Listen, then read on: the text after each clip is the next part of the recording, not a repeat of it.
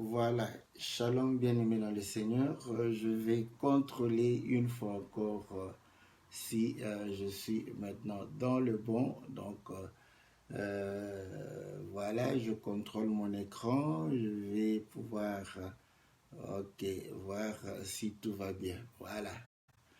Donc voilà, bien-aimé dans le Seigneur, que le Seigneur vous soit favorable, que le Seigneur vous bénisse, que le Seigneur puisse réellement vous accorder tout ce dont vous avez besoin parce que vous êtes réellement les amoureux de la parole. Et comme la parole de Dieu dit, tous ceux qui sont réellement attachés à la parole, qui aiment le Seigneur, qui fait du Seigneur leur joie, qu'ils puissent réellement accomplir leurs désirs. Nous vous saluons dans le nom puissant et glorieux de notre Seigneur Jésus et nous prions réellement apporter les bénédictions, n'est-ce pas, dans vos vies, qu'il puisse vous accorder réellement tout ce dont vous avez réellement besoin. Que le Seigneur puisse réellement être avec vous dans vos projets, dans vos familles, que la paix, la joie du Seigneur puisse combler vos cœurs, que Dieu qui est fidèle puisse réellement élever son nom dans vos vies, dans le nom puissant et glorieux de notre Seigneur Jésus.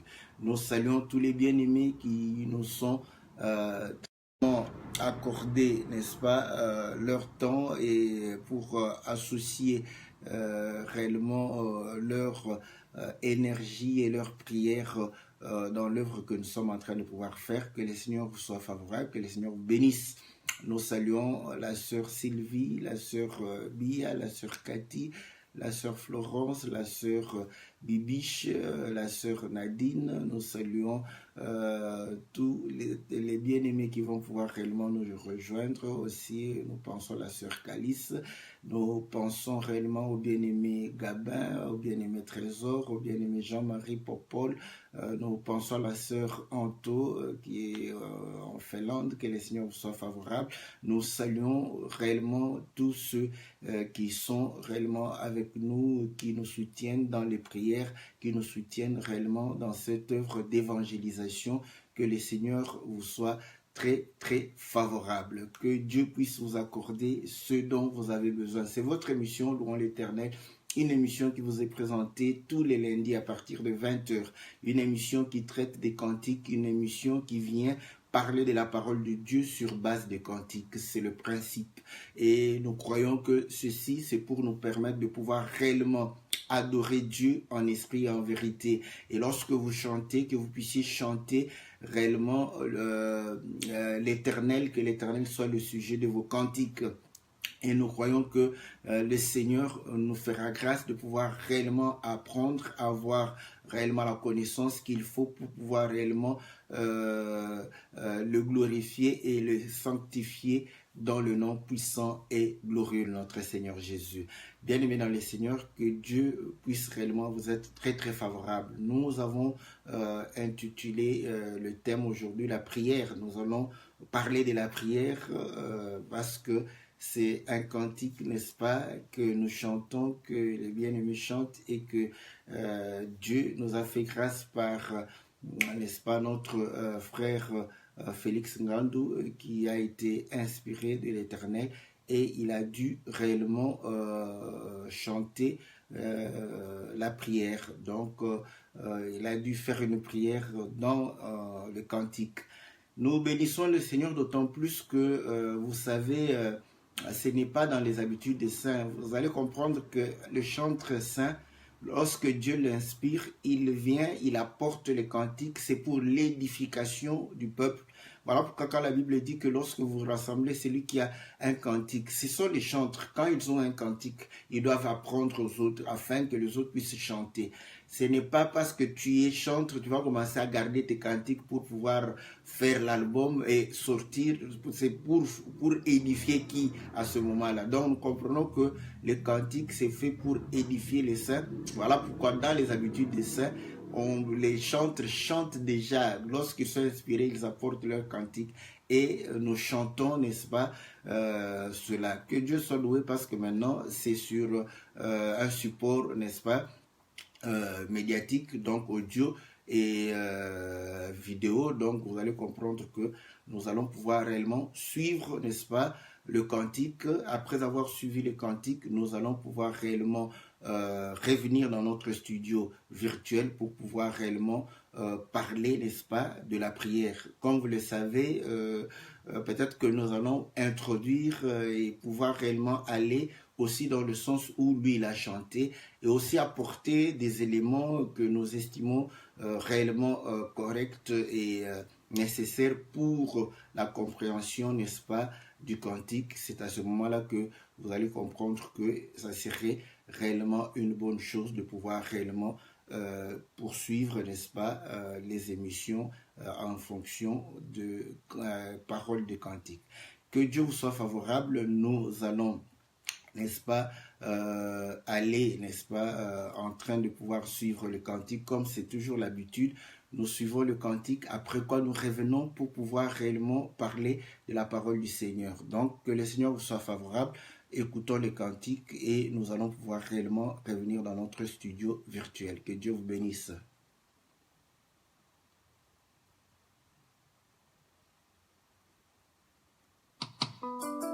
Moyo kinabana na bato yoka oyo yanga losambo nkolo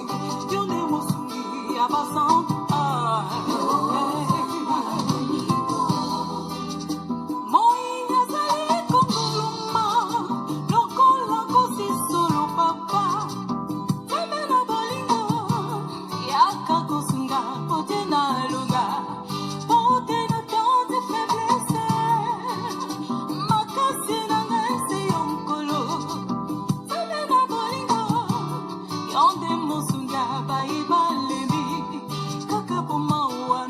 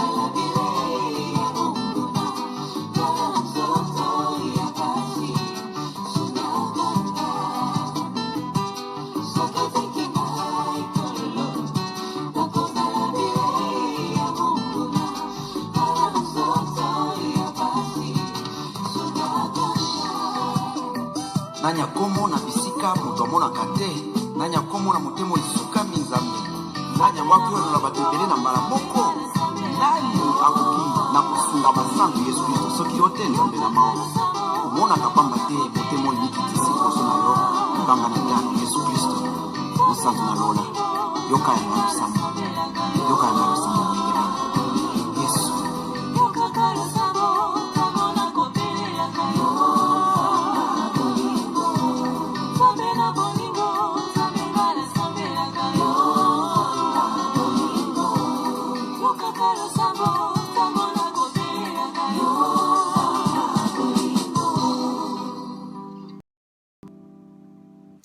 Voilà, nous sommes revenus dans notre studio virtuel. Que le Seigneur vous soit très, très favorable. Que le Seigneur puisse réellement vous bénir. Que le Seigneur puisse réellement vous accorder toutes bonnes choses.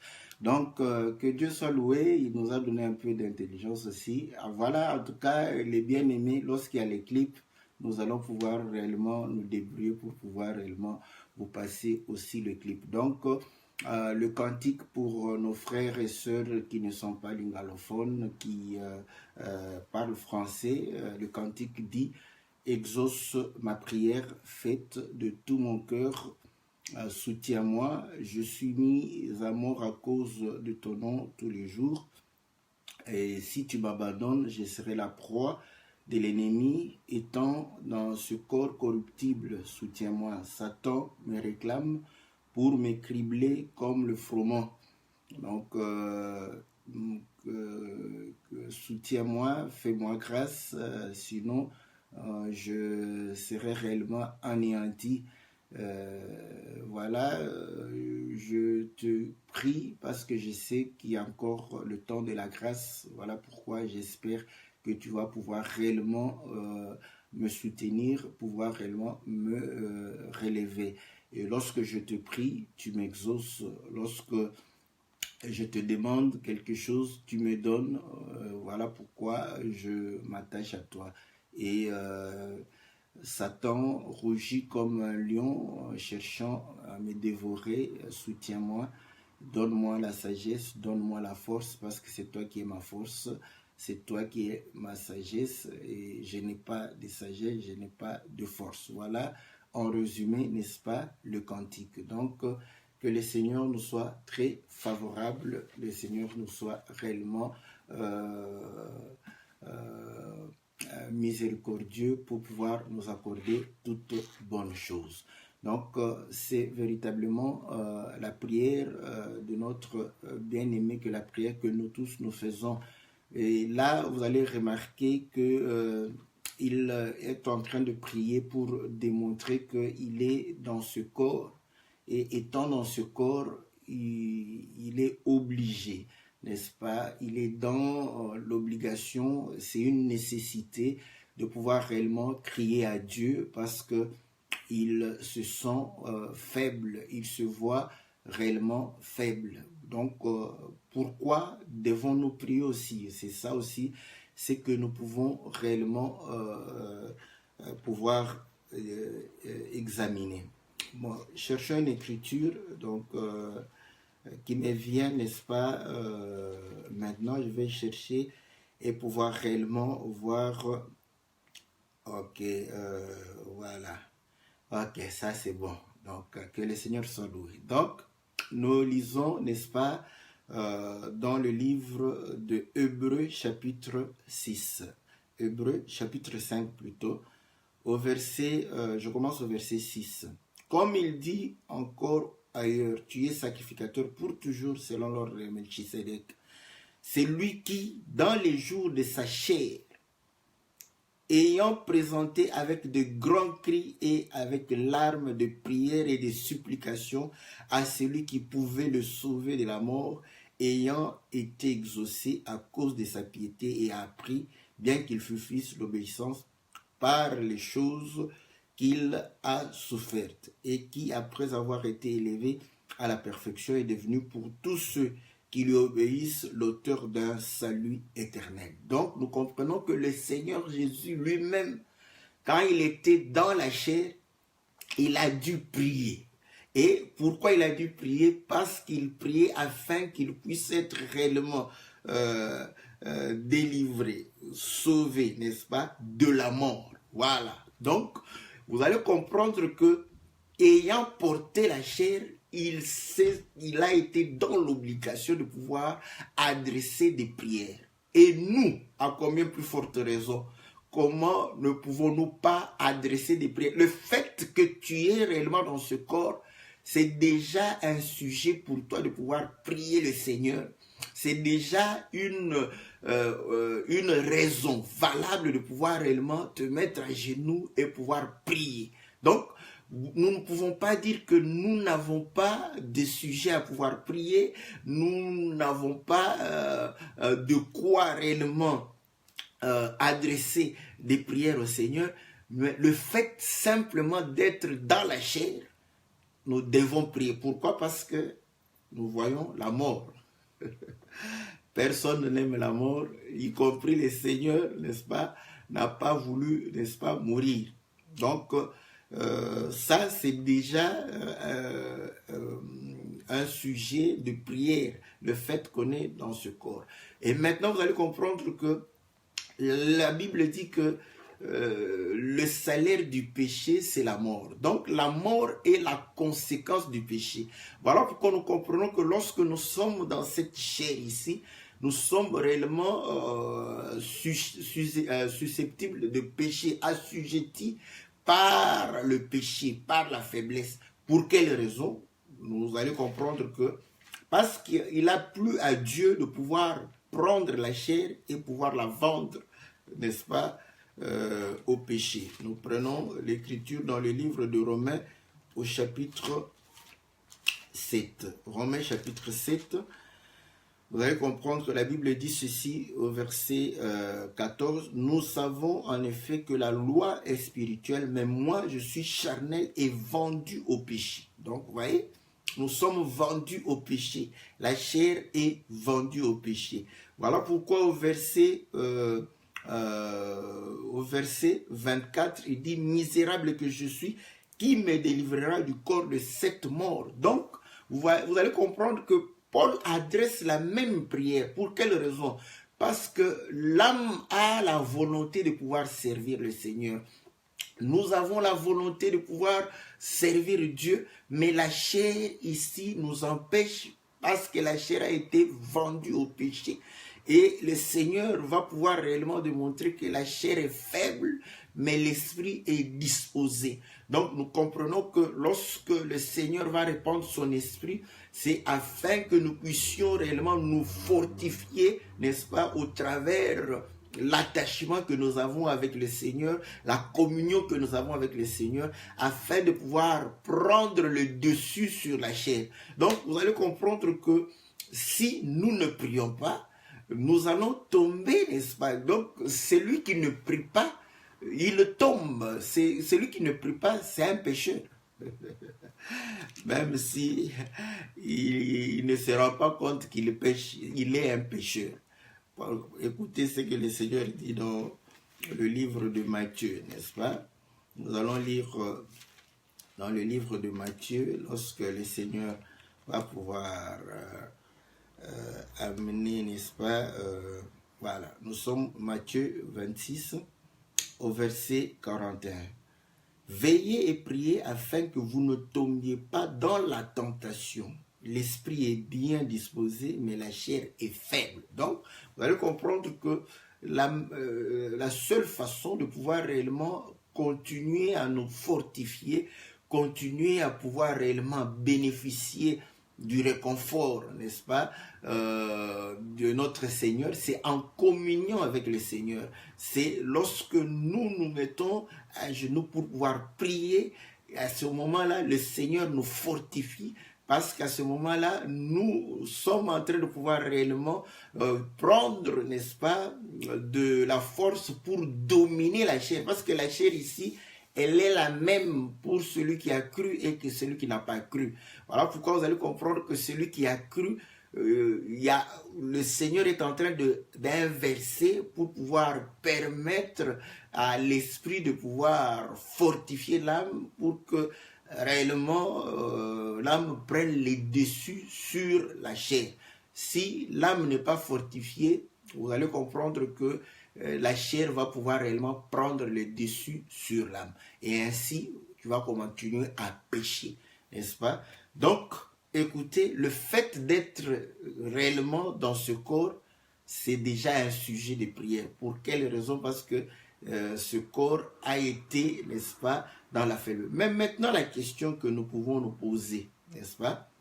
Vous allez comprendre que quand Dieu, n'est-ce pas, créa Adam, je vais vous dire une chose.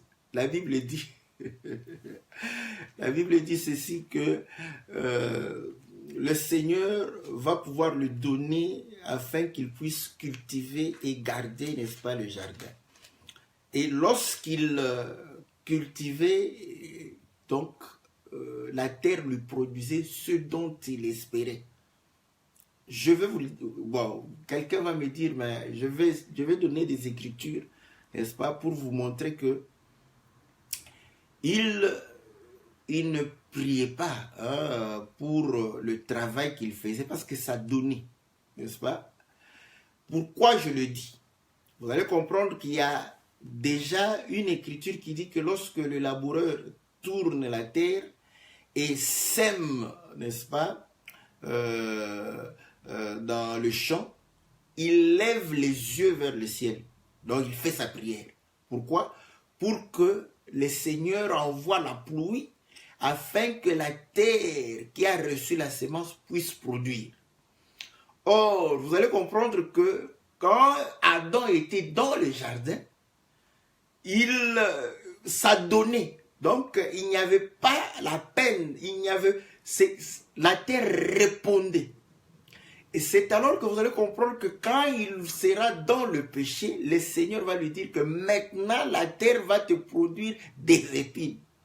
Donc pour que la terre puisse produire la bonne semence, vous allez comprendre que Adam va pouvoir réellement lever les yeux vers le Seigneur afin de pouvoir demander la grâce du Seigneur pour que la pluie vienne et que la bonne semence puisse réellement produire.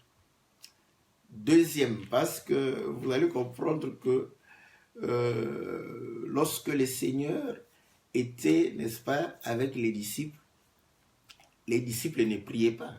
Vous savez que les disciples des gens sont venus pour lui dire que mais pourquoi tes disciples ne prient pas, pourquoi ils ne jeûnent pas? Et le Seigneur dit que pendant que l'époux est là, ils ne peuvent pas. Donc vous allez comprendre que le fait qu'ils étaient avec le Seigneur, ils ne priaient pas parce que tout ce dont ils avaient besoin, le Seigneur accordait. Il accordait parce que c'était réellement quelque chose qui permettait à ce qu'il soit exaucé directement. Et le Seigneur dira, il y aura un temps où l'époux leur sera enlevé. C'est à ce moment-là qu'ils vont pouvoir commencer à prier. Donc, vous allez comprendre que la prière sera symbolisé par le fait de pouvoir espérer, n'est-ce pas, du ciel, une action, une aide, un soutien. Et le Seigneur, lorsque les disciples vont lui poser la question de pouvoir leur apprendre à prier, vous allez voir que le Seigneur va commencer à dire, vous allez prier que notre Père qui est aux cieux. Voilà. Donc, nous comprenons que le commencement de la prière, c'est le fait que le Père soit aux cieux. Le fait que Dieu puisse réellement être dans les cieux. Et quand il est dans le cieux, il est au-dessus de nous. Il est réellement dans le lieu élevé. Et ainsi, vous allez comprendre que même de manière générale, de manière vulgaire, vous allez comprendre qu'on fait une prière à celui qui est élevé. On fait une prière à la personne qui peut venir en aide. On fait une prière à celui qui a la capacité. Donc, quand quelqu'un est élevé, quand quelqu'un est plus puissant, quand quelqu'un est plus fort, quand quelqu'un a plus de capacité, c'est à celui-là qu'on va pouvoir réellement faire la prière. Et vous allez comprendre une chose, que le principe de la prière, c'est cela. Voilà pourquoi quelqu'un qui ne prie pas, c'est quelqu'un qui renie même l'existence de Dieu. Donc, bon, ce n'est pas seulement un athée. Les athées peuvent dire, le déclarer comme ça que non, Dieu n'existe pas. Donc là, nous comprenons qu'il renie. Mais maintenant, quelqu'un qui croit que Dieu existe, mais il ne fait pas de prière, il est en train de renier sa foi. Vous voyez? Pourquoi? Parce qu'il n'a pas besoin, n'est-ce pas, de celui qui est au-dessus de lui. Il n'a ni besoin de lui, il n'a ni reconnaissance envers celui-là, il n'a ni attachement à celui qui est au-dessus de lui. Mais vous allez comprendre que même dans les relations humaines, les gens ont compris que pour pouvoir avancer, pour pouvoir réellement acquérir, il faudrait réellement s'attacher à des gens qui sont soit plus intelligents, soit plus riches, soit plus compétents. C'est comme ça qu'on acquiert, c'est comme ça qu'on reçoit. On reçoit lorsqu'on s'attache à quelqu'un qui est plus que toi dans un domaine ou dans un autre. Quand vous ne vous attachez pas à une telle personne, vous allez pouvoir réellement perdre. Voilà pourquoi si vous vous attachez à celui qui n'a rien, c'est vous qui allez perdre. Donc nous comprenons que le principe de la prière est basé par le fait que Dieu est dans les cieux. Et là, vous allez comprendre une chose, que nous sommes en train de pouvoir comprendre que lorsque nous rentrons au commencement, la Bible dit que la terre était, n'est-ce pas, dans les abîmes, et l'Esprit de Dieu se mouvait au-dessus des eaux. J'aime cet exemple. Si jamais, ça ce n'est qu'une illustration, si on pouvait, parce que quand nous y allons, nous y rentrons aussi, vous voyez, vous allez comprendre que nous sommes là, la terre est dans les eaux et l'Esprit de Dieu est en train de se mouvoir au-dessus des eaux. Donc si on pouvait placer quelqu'un, n'est-ce pas, afin qu'il puisse réellement avoir la vie, ça ne peut être qu'au-dessus des eaux. Donc à ce moment, vous allez comprendre que il sera là où l'Esprit de Dieu était en train de pouvoir se mouvoir. Maintenant, cette image-là, ce n'est qu'une illustration, nous renvoie sur ce que les disciples de Jean-Baptiste ont dû réellement poser la question, pourquoi ils ne prient pas? Parce qu'ils sont avec le Seigneur. Et le Seigneur a démontré que c'était lui, le Dieu du commencement, qui marchait sur les eaux. Vous vous rappelez qu'un jour, il va pouvoir demander à ses disciples de pouvoir prendre la barque et de pouvoir réellement naviguer. Et il va commencer à le suivre en marchant sur les eaux. Vous voyez? Donc, en marchant sur les eaux, et à ce moment, nous comprenons qu'il est en train de démontrer qu'il est le Dieu du commencement. Il a fait aussi un autre geste lorsque il va pouvoir entrer dans la maison, il va souffler sur eux et dire, recevez le Saint-Esprit. Donc, pourquoi cela? Et vous allez comprendre que quand Dieu créa Adam, il va souffler dedans. Donc, le Seigneur, pour ceux qui doutent, c'est lui le Dieu du commencement. Donc là, nous comprenons, quand il est avec ses disciples, c'est comme si, n'est-ce pas, les disciples sont avec lui. Mais lui-même se déclare comme étant l'eau de vie, n'est-ce pas? Vous allez comprendre que il est réellement l'eau. Voilà pourquoi la Bible démontre que lorsque Dieu viendra, n'est-ce pas, dans le livre d'Ésaïe, Ésaïe 35, la Bible dit ceci, je vais lire cette écriture, n'est-ce pas? Je lis au verset 3, fortifiez les mains languissantes et affermissez les genoux qui chancellent. Dites à ceux qui ont le cœur troublé, prenez courage, ne craignez point, voici votre Dieu, la vengeance viendra, la rétribution de Dieu, il viendra lui-même et vous sauvera. Alors s'ouvriront les yeux des aveugles, s'ouvriront les oreilles des sourds, alors le boiteux sautera comme un cerf, et la langue du muet éclatera de joie, car des eaux jailliront dans le désert et des ruisseaux dans la solitude. Donc nous comprenons que quand le Seigneur est arrivé, vous allez comprendre qu'il est véritablement les eaux qui vont pouvoir réellement jaillir dans le désert. Donc le désert va pouvoir réellement avoir de l'eau et le désert va pouvoir avoir la verdure. Donc nous comprenons que, or, le désert c'est un lieu privé d'eau. Écoutez, lorsque le Seigneur rencontre la femme samaritaine, il dit, si je te donne cette eau, l'eau va pouvoir jaillir en toi. Donc nous comprenons qu'elle était aussi une terre aride, qui avait besoin d'eau. Et le Seigneur, lorsqu'il vient, il va pouvoir apporter. Donc il est l'eau. Voilà, nous comprenons que c'est lui l'eau.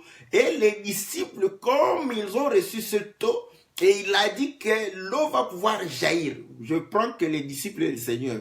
C'est ce que je veux prendre. Les disciples et le Seigneur. Maintenant, les disciples, nous comprenons qu'ils sont dans les eaux avec le Seigneur. Voilà.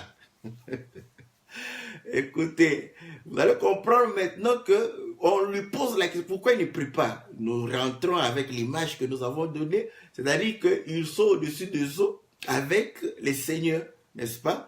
Maintenant, lorsque cette image aussi, nous allons pouvoir réellement, j'illustre encore, n'est-ce pas? Parce que la Bible dit que au fond des eaux, c'était les abîmes. Vous allez comprendre que les abîmes, c'est le symbole de séjour de mort, c'est le symbole réellement du lieu, n'est-ce pas, des démons, des esprits impurs, tout ça. Donc, maintenant, lorsque nous sommes en train de pouvoir dire, vous allez comprendre que d'abord le Seigneur va pouvoir donner à ses disciples le pouvoir de marcher, n'est-ce pas, sur les scorpions et les serpents, de pouvoir chasser les démons. Donc, ils avaient les dessus. Voilà pourquoi lorsque Pierre est en train de marcher sur les eaux, cela démontre aussi qu'il est en train de marcher sur les séjours de mort et réellement la puissance des séjours de mort. Voilà. Donc, vous allez comprendre que pendant que le Seigneur était avec eux, ils avaient cette autorité aussi. Lorsque nous parlons de cette manière, ils chassaient les démons, ils guérissaient les malades, tout ça. Mais écoutez, quand le Seigneur va pouvoir mourir, n'est-ce pas, ils seront dans la crainte, ils seront réellement en train de pouvoir se cacher. Pourquoi? Vous allez comprendre que cette assurance, le fait de pouvoir dominer sur le monde des ténèbres n'y était plus. Vous voyez? Ceci, c'est par rapport au fait qu'ils ne sont plus attachés au Seigneur. Pour quelle raison? Déjà le fait que lorsque le Seigneur était arrivé, ils se sont séparés de lui. Donc voilà pourquoi ils crient.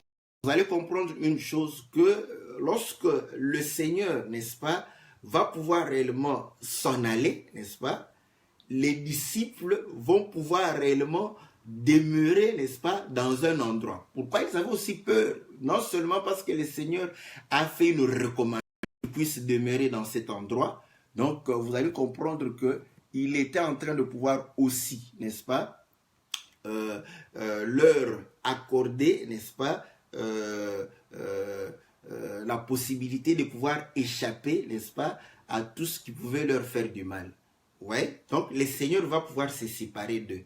Et c'est là où nous rentrons, vous allez comprendre que le deuxième jour, Dieu sépare les eaux d'en haut avec les eaux d'en bas. Donc, je m'épargne de pouvoir parler des nations et des peuples. Je crois que les disciples, n'est-ce pas, étaient les eaux, n'est-ce pas, et le Seigneur, en allant, va pouvoir se séparer d'eux. Et c'est là où nous comprenons que le deuxième jour est réellement le symbole de la prière. Parce que là, il y a possibilité de te placer dans les eaux d'en haut, n'est-ce pas? Ou il y a possibilité de te placer dans les eaux d'en bas. Mais pour que tu puisses aller dans les eaux d'en haut, il faut que tu en aies la capacité. Et nous comprenons que celui qui en avait la capacité, c'est celui qui était au-dessus des eaux. Voilà. Donc, Dieu pouvait réellement être au-dessus des eaux. Voilà pourquoi il est porté par les nuées. Et nous pouvons maintenant rester sur, n'est-ce pas, les eaux d'en bas. Et là où nous comprenons qu'il y a une séparation, Dieu s'élève.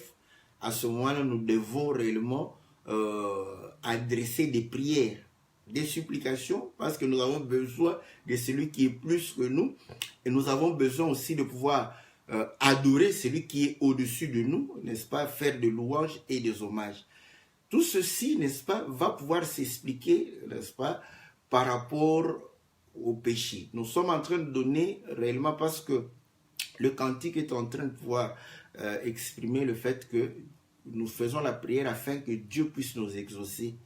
Nous prions de tout notre cœur, n'est-ce pas? Et nous lui demandons de pouvoir nous soutenir. Pour quelle raison? Parce qu'il démontre que tous les jours de notre vie, nous sommes mis à mort. Voilà. Donc, la mort, n'est-ce pas, est réellement sujet de prière. Nous, on ne prie pas parce qu'on a peur de la mort, n'est-ce pas? Nous prions pour que le Seigneur, tant que nous comprenons que nous devons le servir, tant que nous comprenons que nous devons l'adorer, tant que nous comprenons que nous devons réellement faire son œuvre, nous avons besoin qu'il nous préserve de cette mort afin que nous puissions réellement le servir. Donc nous comprenons que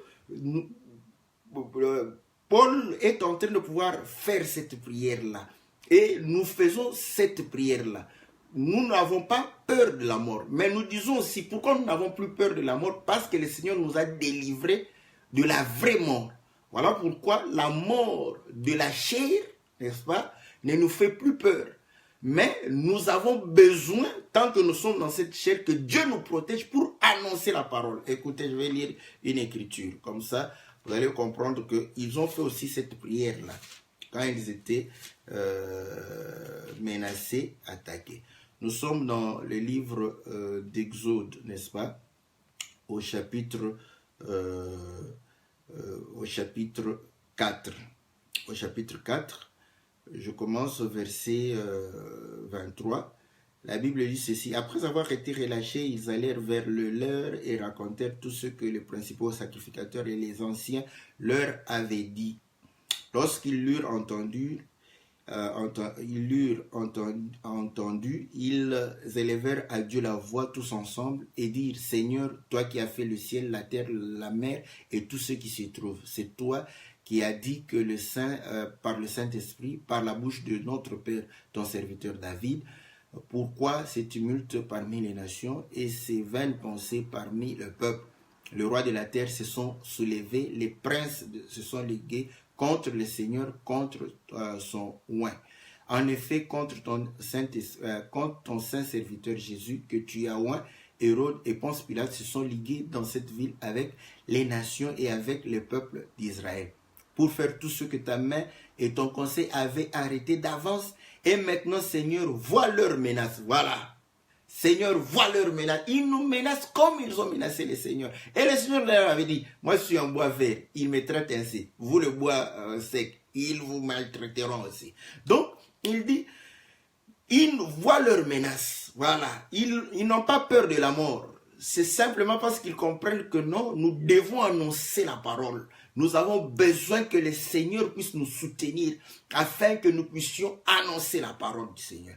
Voilà, il dit, vois leurs menaces et donne à tes serviteurs d'annoncer ta parole avec une pleine assurance, en étendant ta main pour qu'il se fasse des guérisons, des miracles, des prodiges par le nom de ton saint serviteur Jésus. Quand ils eurent prié, le lieu où ils étaient assemblés trembla, ils furent tous remplis du Saint-Esprit et ils annonçaient la parole de Dieu avec assurance. Vous allez comprendre que pour vaincre, n'est-ce pas, cette peur, n'est-ce pas, des menaces, parce que nous sommes menacés. Il y a des gens qui ne veulent pas que nous puissions annoncer la parole. Aujourd'hui, que Dieu soit loué, les menaces ne sont pas de même nature. Parce que vous savez, moi, je le dis, voilà, ils ont eu, n'est-ce pas, une grande grâce. Voilà, parfois les gens disent, oh, Dieu donne-nous, oui. Oui, il peut te faire grâce d'avoir ce que les apôtres ont eu. Mais est-ce que tu auras la souffrance que les apôtres ont eu? Non. Vous voyez? Donc, les souffrances, et ils étaient frappés, mis à mort. Aujourd'hui, nous sommes dans des pays démocrates. Je peux me lever et commencer à prêcher la parole. Si je sais me défendre, n'est-ce pas? Personne ne va... Même si on m'attaque, la police, je peux appeler la police pour qu'ils viennent quelqu'un d'autre peut appeler la police pour me défendre. Parce que quelqu'un viendra pour dire que c'est la liberté d'expression. Laissez-le, il croit à ces choses. C'est lui qui croit à cela. Donc vous allez comprendre une chose que eux, ils étaient maltraités. À cette époque-là, pas de démocratie, pas de liberté d'expression. Donc, on les empêchait de pouvoir parler. Aujourd'hui, on nous empêche aussi d'une autre manière. Pas en nous menaçant de mort comme ça, mais en nous bourrant réellement de trop de distractions pour nous empêcher de pouvoir parler. N'est-ce pas? Donc à ce moment-là, vous allez comprendre que nous avons aussi des menaces qui nous empêchent de pouvoir annoncer la parole du Seigneur. Voilà. Là, il y a des menaces qui sont, n'est-ce pas, de notre genre aujourd'hui.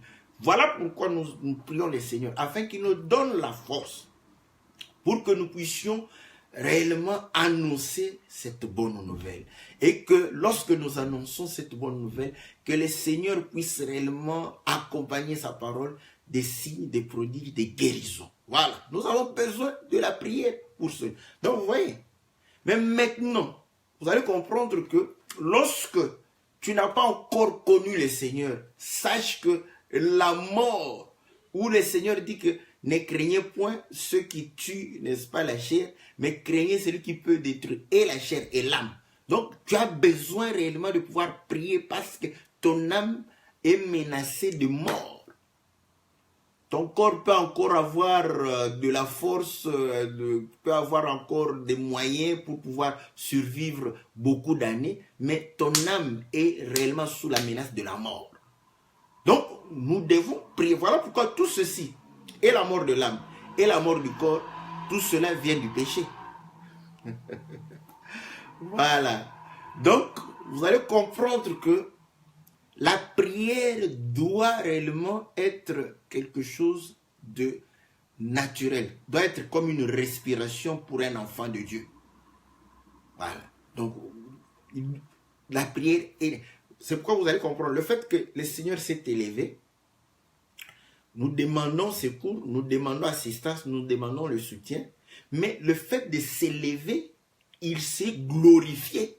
Or, ce qui a la gloire doit réellement être adoré, être honoré. Voilà. Donc, c'est là où le Seigneur... Voilà pourquoi quand le Seigneur était abaissé, il empêchait les gens de pouvoir le prier. Vous allez comprendre. Il empêchait les gens. Il ne voulait pas. Parce qu'il n'était pas encore glorifié. Écoutez ce qu'il dit dans le livre de Jean chapitre 12. Jean chapitre 12. Au verset 28. Père, glorifie ton nom. Et une voix vint du ciel, je l'ai glorifié et je le glorifierai encore. La foule qui était là et qui avait entendu, qui disait que c'était un tonnerre, d'autres disaient un ange a parlé. Jésus dit, ce n'est pas à cause de moi que cette voix s'est fait entendre, c'est à cause de vous. Maintenant a lieu le jugement de ce monde, maintenant le prince de ce monde sera jeté dehors. Et moi, quand j'aurai été élevé de la terre, j'attirerai tous les hommes à moi. Donc, là, vous voyez, il est en train de pouvoir demander à Dieu de pouvoir le glorifier. Comment? C'est en passant par la mort. Or, lorsqu'il passe par la mort, vous allez voir, il démontre quand il sera élevé, n'est-ce pas? Et Philippiens, chapitre 2, le démontre qu'il a obéi à la mort, n'est-ce pas? Et Dieu a fait quoi? Il l'a souverainement élevé. Quand Dieu l'a élevé, afin que tout genou fléchisse, donc afin que l'adoration, n'est-ce pas, puisse réellement commencer. Donc, nous sommes dans Philippiens chapitre 2, au verset 8. Il s'est humilié lui-même, se rendant obéissant jusqu'à la mort, même jusqu'à la mort de la croix. C'est pourquoi Dieu l'a souverainement élevé, lui a donné le nom qui est au-dessus de tout nom, afin qu'au nom de Jésus, tout genou fléchisse dans le lieu, dans le ciel, sur la terre et sous la terre, et que toute langue confesse que Jésus-Christ est Seigneur à la gloire de Dieu le Père. Voilà. Donc vous comprenez que quand il est élevé, c'est alors que les genoux fléchissent. C'est alors que l'adoration, c'est alors que les hommages, la louange commence. Voilà.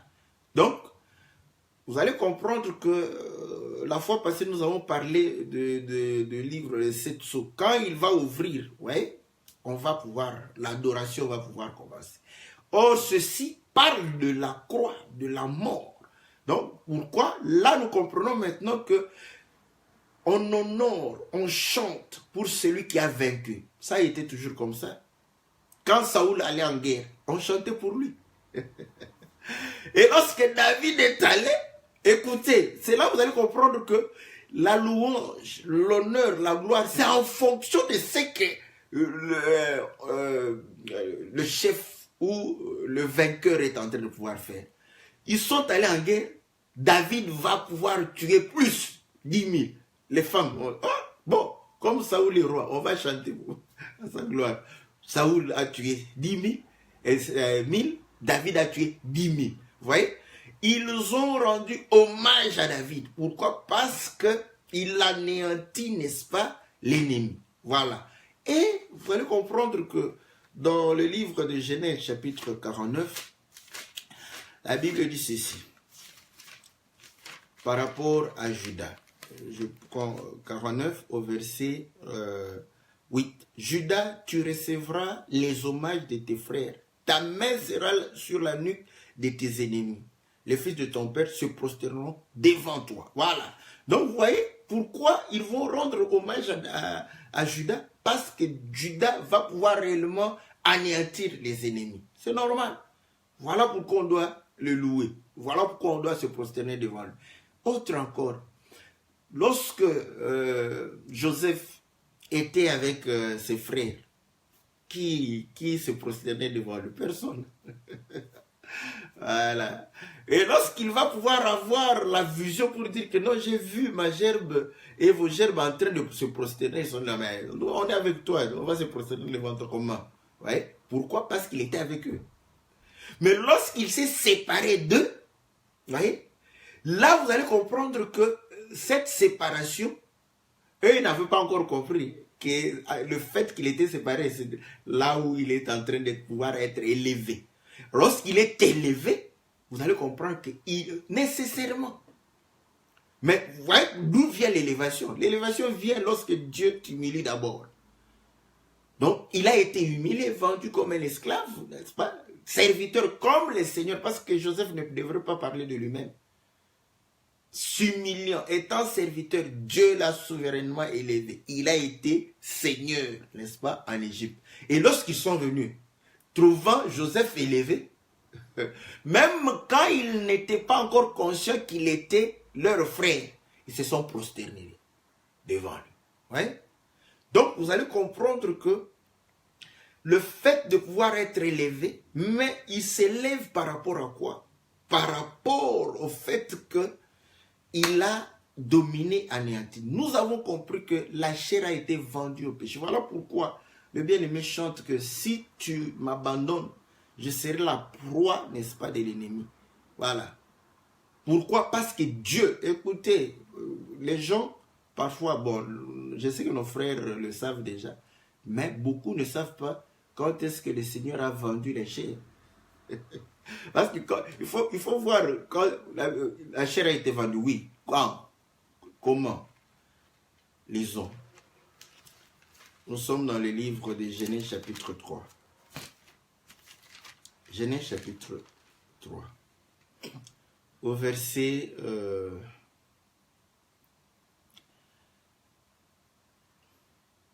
14. L'Éternel Dieu dit au serpent, puisque tu as fait cela, tu seras maudit entre tous les bétails et entre tous les animaux de champ.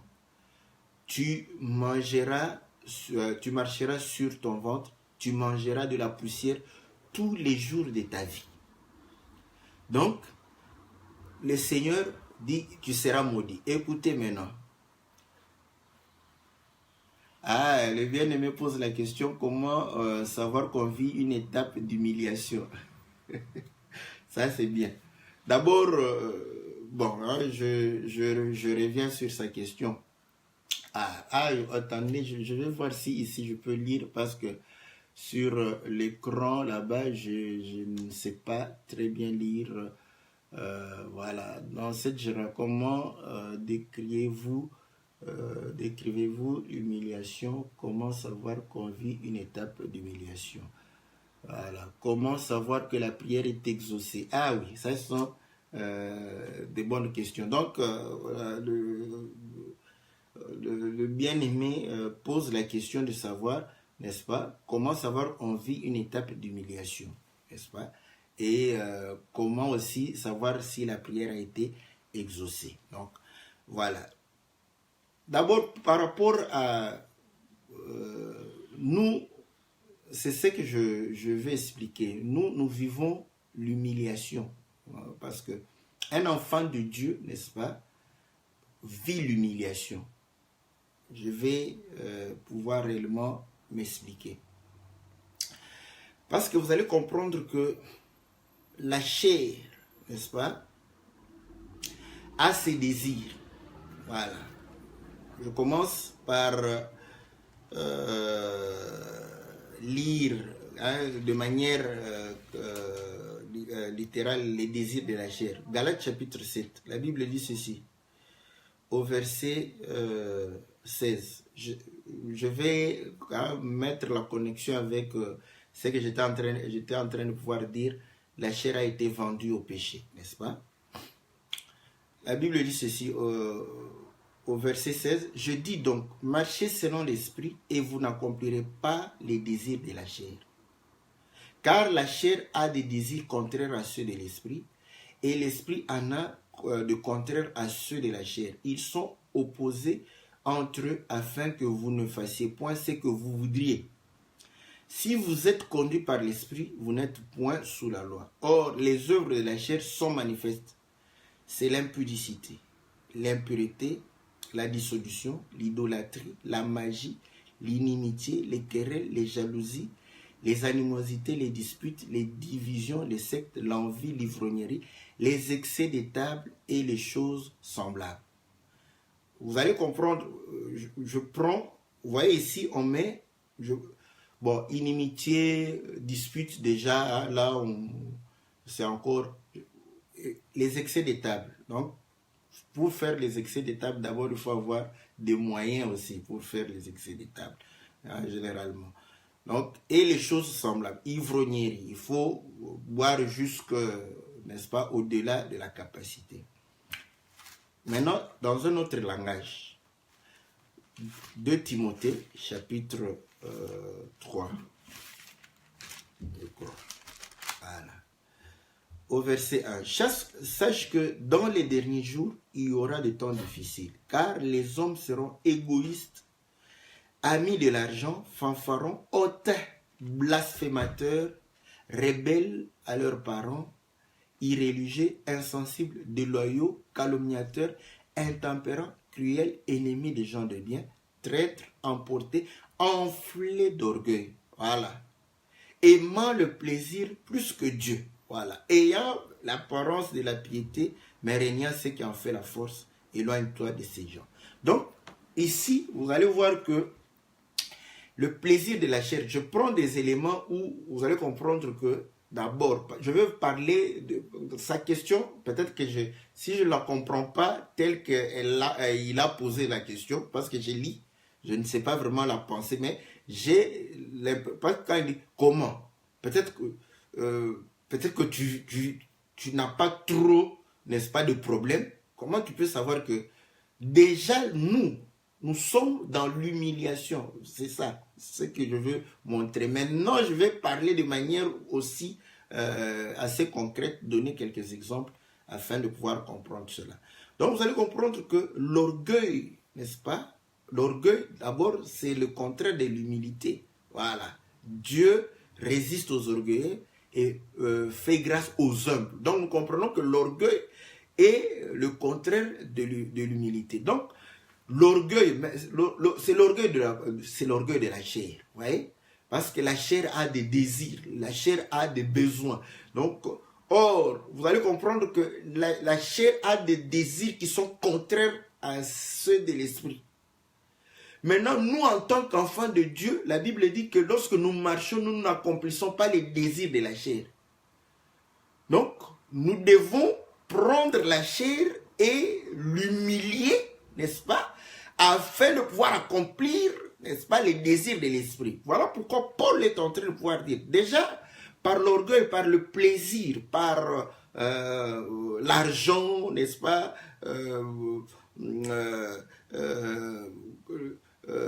l'arrogance, tout ça, ce sont des choses qui caractérisent ceux qui sont élevés.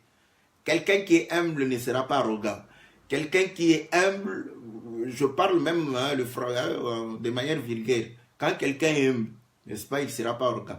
Et généralement, quelqu'un qui n'a rien, n'est-ce pas, va moins parler. Voilà.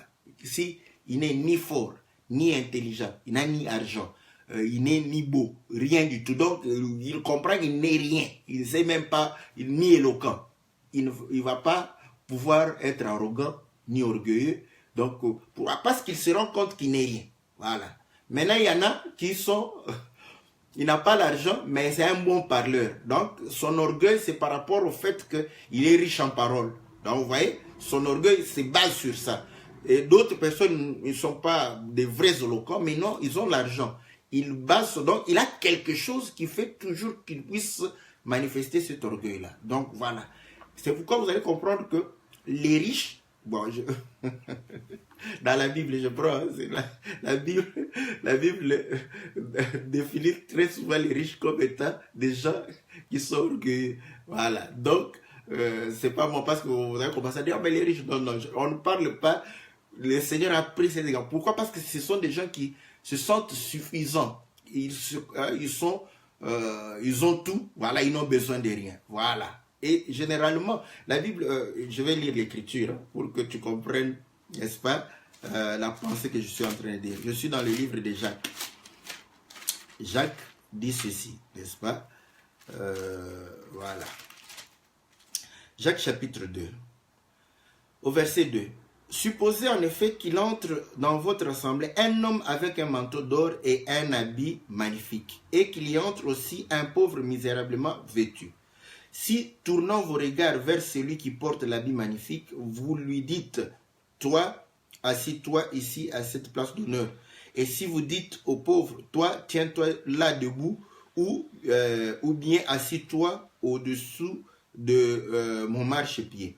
Ne faites-vous pas en vous-même une distinction et ne jugez-vous pas sous l'inspiration des pensées mauvaises. Écoutez mes frères bien-aimés, Dieu n'a-t-il pas choisi les pauvres aux yeux du monde pour qu'ils soient riches en la foi et héritiers du royaume qu'il a promis à ceux qui l'aiment?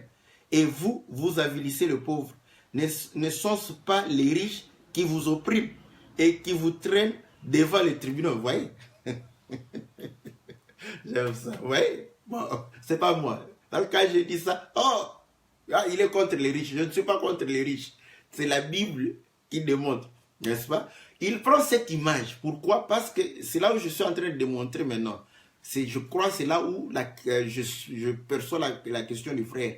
C'est-à-dire qu'il y a des gens aujourd'hui que le monde peut appeler pauvres, mais nous, avec l'œil de l'esprit, nous comprenons qu'il se comporte comme un riche. Il est pauvre, mais il n'a pas besoin de Dieu. Voilà, c'est un riche. Et voilà pourquoi il va manifester cet orgueil-là. Voilà. Donc nous comprenons que la chair a l'orgueil, ses désirs. Voilà. Et ces désirs sont contraires aux désirs de Dieu. Voilà pourquoi c'est en inimitié. Voilà. Maintenant, pour que nous puissions obéir à Dieu, il faudrait que cet orgueil de la chair soit humilié. Voilà. Maintenant, je cherche une écriture qui va pouvoir me soutenir dans ce sens-là. Nous sommes dans ces 2 Corinthiens. Voilà. Je vais voir d'abord dans 2 Corinthiens chapitre 9, si c'est pas là où... non, je ne crois pas. Voilà. 1 Corinthiens chapitre 9. Voilà, c'est 1 Corinthiens chapitre 9. Au verset 20, je commence au verset 24. Ne savez-vous pas que ceux qui courent dans les stades courent tous, mais qu'un seul remporte le prix? Courez de manière à le remporter. Tous ceux qui combattent s'imposent toute espèce d'abstinence. Voilà. Et ils le font pour obtenir une couronne corruptible. Mais nous, faisons-le pour une couronne incorruptible.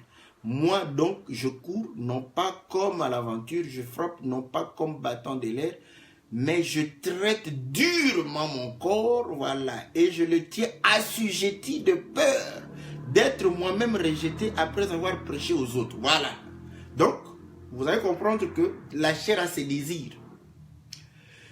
Et l'esprit a d'autres désirs. Maintenant, comment obéir à Dieu, il faudrait que la chair puisse s'humilier. Voilà. Donc, si la chair ne s'humilie pas, si la chair n'est pas humiliée, la chair ne pourra pas obéir à Dieu. Voilà pourquoi l'humiliation du Seigneur est passée par la croix. Et la Bible nous demande aussi de porter notre croix. Nous portons l'humiliation, nous portons l'opprobre. Voilà. Je donne encore une autre écriture. Donc, de manière générale, nous sommes dans l'humiliation. Hébreux chapitre 13, au verset 12. C'est pour cela que Jésus aussi, afin de sanctifier le peuple par son propre sang, a souffert hors de la porte. Sortons donc pour aller à lui, hors du camp, en portant son opprobre, voilà, son humiliation, sa honte, voilà. Voilà pourquoi vous allez comprendre que quand tu marches en conformité avec la parole de Dieu, ceux qui sont charnels vont commencer à se moquer de toi, à te calomnier. Donc, pourquoi ils se moquent de toi? Parce qu'ils trouvent que tu n'es rien, parce qu'ils trouvent que tu es devenu misérable. Voilà, ils vont pouvoir commencer à pouvoir réellement se rire de toi. Donc voilà, donc c'est déjà l'humiliation. Maintenant, nous vivons, le Seigneur nous a dit, je vous donne la paix que le monde ne peut recevoir. Voilà. Maintenant, donc, nous sommes des gens de paix. Vous allez comprendre que, mais nous passons aussi par des moments difficiles. Voilà. Parce que l'humiliation du Seigneur a été caractérisée par ses souffrances. Voilà. Donc, de manière concrète, vous allez comprendre que nous pouvons aussi passer des moments de souffrance, mais voilà, pendant les moments de souffrance, on souffre. Voilà. Donc, on ne va pas faire semblant parce qu'on prie qu'on ne souffre pas. On souffre. Voilà. Et la souffrance n'est pas quelque chose de glorieux. Voilà. Voilà. Voilà pourquoi la souffrance du Seigneur a été prise comme de l'opprobre. Écoutez, quand Paul dit à Timothée, n'ayez pas honte de moi. Pourquoi? Parce qu'il était prisonnier. Vous voyez? Donc, étant en prison pour le Seigneur, je vais vous expliquer. Quand tu es en prison, frère, aujourd'hui, nous disons, il était en prison pour le Seigneur Jésus, ok, voilà. Mais quand tu es en prison, les gens qui ne te connaissent pas, ils vont dire quoi? C'est qu'il est parmi les malfaiteurs. Donc, vous allez comprendre que la prison est faite pour les mauvaises personnes. Et une bonne personne se retrouvant là-bas innocent, donc il sera confondu avec les autres. C'est une humiliation. Donc, vous allez comprendre que la souffrance, de manière générale, ce n'est pas quelque chose de glorieux. Voilà. Ce n'est pas quelque chose qu'on va pouvoir réellement commencer à raconter. Quand tu es malade, tu ne vas pas commencer à dire « Oh, je suis malade, je suis malade ». Non. Donc, c'est quelque chose que tu voudrais réellement te débarrasser. Quand tu es en bonne santé, tu cries partout « Je suis en bonne santé, gloire à Dieu, Dieu m'a donné la force ». Voilà. Donc, vous allez comprendre que maintenant, nous devons déjà, un enfant de Dieu est déjà dans l'humiliation parce que nous portons l'opprobre du Seigneur. Mais cette humiliation n'enlève pas en nous la joie de pouvoir réellement vivre la parole du Seigneur. Voilà. Donc, eux, ils trouvent qu'on est des balayures, on est tout ça écarté, mais nous avons une joie que eux n'ont pas. Voilà. Mais maintenant, dans notre vie de tous les jours, nous avons des moments de souffrance et des moments de joie. Et ces moments de souffrance, c'est aussi des moments d'humiliation. Voilà ce que je peux... bonne question, très très bonne question. Voilà, maintenant, je reviens, n'est-ce pas? J'étais en train de pouvoir comprendre parce que voilà, où le Seigneur a vendu, n'est-ce pas, la chair. Nous avons vu que on a dit au serpent que tu vas manger la poussière tous les jours de ta vie. Maintenant, vous allez comprendre que Dieu va pouvoir maudire cette terre qui est la nourriture du diable. Au verset 17, il dit à l'homme, puisque tu as écouté la voix de ta femme et que tu as mangé de l'arbre au sujet duquel, je suis dans Genèse chapitre 3, au sujet duquel je t'ai donné cet ordre, tu n'en mangeras point, le sol sera maudit à cause de toi. C'est à force de peine que tu en tireras ta nourriture tous les jours de ta vie. Donc, le sol, la poussière est maudite. Voilà. Écoutez maintenant. Donc, ça, c'est pour rafraîchir la mémoire de tout le monde ici. Nous avons regardé les documentaires dans la chaîne géographique. On n'a jamais vu un serpent manger la poussière de la terre. Donc, nous comprenons que c'était des images. Écoutez maintenant. Le Seigneur va dire, n'est-ce pas, dans toujours Genèse chapitre 3 au verset 9. C'est à la sueur de ton front, 19. C'est à la sueur de ton front que tu mangeras du pain jusqu'à ce que tu retournes dans la terre d'où tu as été prise, car tu es poussière et tu retourneras dans la poussière. Donc tu es terre. Parce que tu retourneras dans la terre où tu as été prise, tu es poussière, tu retourneras dans la poussière. Tu es poussière, terre. Tu mangeras la poussière. La terre a été, est-ce que vous comprenez? C'est là où le Seigneur a vendu la chair, n'est-ce pas, au diable. Et vous allez comprendre que la chair est sous la malédiction. Voilà. Donc, nous comprenons que nous portons la chair, nous portons la malédiction. Voilà pourquoi lorsque le Seigneur a... Je vais vous dire une chose. Vous allez comprendre que le Seigneur, n'est-ce pas, devrait mourir. Et pourtant, il n'a point péché.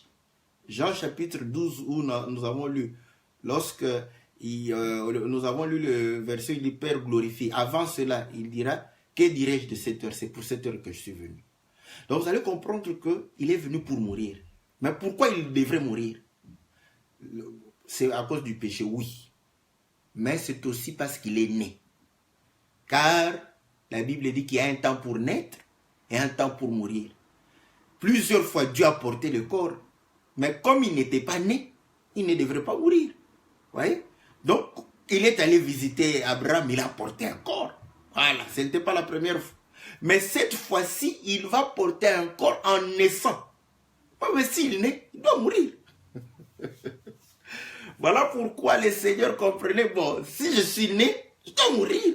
Voilà pourquoi il dit que le grec est tombé en terre. Voilà. Or, lorsque le grec tombe en terre, c'est la sémence, la sémaille. Voilà. Donc, nous comprenons que le Seigneur est né, il devrait mourir. Or, pour mourir, il devrait se faire pécher, porter nos péchés, afin de pouvoir réellement nous délivrer. Voilà une raison pour le glorifier, l'élever, l'honorer, lui rendre des hommages. Voilà.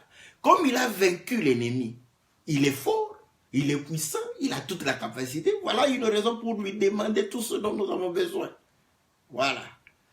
Donc, vous allez comprendre que nous avons véritablement besoin de la prière parce que nous sommes encore dans cette chair ici, afin que le Seigneur nous soutienne pour que nous ne puissions point tomber dans la tentation. Et ainsi nous comprenons que si nous ne nous attachons pas dans la prière, l'ennemi bouffe la chair, les désirs de la chair. Voilà pourquoi les désirs de la chair prendront le dessus sur nous. Et c'est comme ça qu'il est en train de pouvoir chanter que soutiens-moi, je te prie de pouvoir réellement me soutenir. Parce que sans le soutien du Seigneur, sans l'Esprit du Seigneur, la chair est incapable de pouvoir réellement glorifier le Seigneur. Que le Seigneur vous soit favorable. Nous allons parler, n'est-ce pas, d'autres couplets, n'est-ce pas, le lundi prochain. Donc, que le Seigneur vous soit favorable. Mercredi, en tout cas le mercredi passé, nous étions empêchés. Ce mercredi-ci, nous allons parler contraception et parole. Voilà. Donc, pour que nous puissions réellement savoir. Parce que ce sont des choses, en tout cas, bon, parfois, on n'en parle pas. Donc, on fait semblant comme si ça n'existait pas. Ce sont des problèmes qui existent dans les foyers. Ce sont des problèmes qui existent parmi les enfants de Dieu. Nous n'en parlons pas. Dieu sait-tu par rapport à ça? Moi, je ne crois pas. Voilà pourquoi je salue tous les hommes de Dieu qui sont venus. J'ai vu le docteur Vicky, le pasteur Adrien, qui m'a personnellement enseigné la parole. Que le Seigneur lui soit très favorable. Je vis aussi le bien-aimé Edo, que le Seigneur puisse réellement vous être très très favorable. Voilà, ce sont des choses que nous allons en parler avec la sagesse que le Seigneur nous a donnée. Donc ce mercredi-ci, j'espère que le Seigneur nous fera grâce. Mais le lundi prochain, nous continuons. Le bien-aimé, n'est-ce pas, Félix vient de pouvoir réellement mettre ce clip à la disposition du peuple de Dieu. Donc, le lien est sur ma page. Quand vous cliquez, vous êtes sur YouTube. Abonnez-vous parce qu'il y aura d'autres clips. Abonnez-vous sur son compte. Il y aura d'autres clips qui vont pouvoir réellement suivre. Donc, soutenons les chantres parce que c'est grâce à eux nous communions, n'est-ce pas, avec Dieu dans les cantiques. Donc voilà, ils nous édifient, ils bénissent le Seigneur par des cantiques. Ce sont des cantiques des saints. Je vais pouvoir réellement chercher à terminer aussi parce que c'est un peu spécial, n'est-ce pas, à terminer par le clip, n'est-ce pas. À ce moment-là, nous allons nous séparer, que Dieu vous soit très, très favorable. Donc, bien aimé, on se retrouve mercredi, n'est-ce pas, pour parler de la parole et de la contraception. Et lundi, on se retrouve pour parler du cantique. Que Dieu vous soit favorable, que Dieu vous bénisse, qu'il vous soit réellement de toute l'assistance possible. Dans le nom puissant et glorieux de notre Seigneur Jésus. Amen.